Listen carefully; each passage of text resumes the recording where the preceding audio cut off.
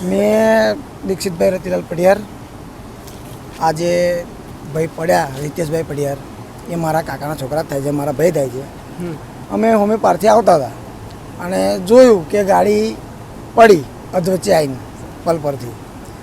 તો મેં બચાવ કરવા માટે મેન મારા ભાઈ, મારો મોટો ભાઈ છે, મેન મારા ભાઈ બચાવ કરવા માટે નદીમાં ભૂસકો મારી ગયા. ભાઈને પેલી બેખોડે કાલ લાયા અને ભાભી અધવચ્ચે નદીના વચ્ચે બીજી બેખોડ છે ને તૈયારી હતો. કેટલે દૂર સુધી તણાયા હશે? હા શું એક્ઝેક્ટ આ તમે અહીંથી જોઈ લો ને, અંદાજે 500-600 મીટર જેવું ખરું. કેવી રીતે બચાવ કરવાનો? તરીને. તમે તરીને હા તરીને ગઈ તો. બે બાળકો નથી મળ્યા? બે બાળકો નથી મળ્યા. કેટલા વાગ્યાની ઘટના છે? લગભગ 7 વાગ્યાની ઘટના છે. તમે ફાયર સેફ્ટી 6:45 ફાયર સેફ્ટીને કેટલા વાગે જાણ કરી?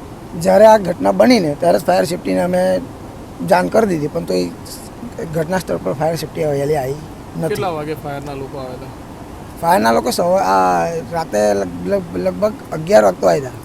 તે કરજણના આવ્યા હતા. એમાં આ ગામજનોનો એવો આક્ષેપ છે કે આજે તંત્રની ઘોર બેદરકારીના કારણે આ વસ્તુ થઈ ગઈ. હા, તંત્રની ઘોર બેદરકારીના કારણે જ આ વસ્તુ થયેલી છે.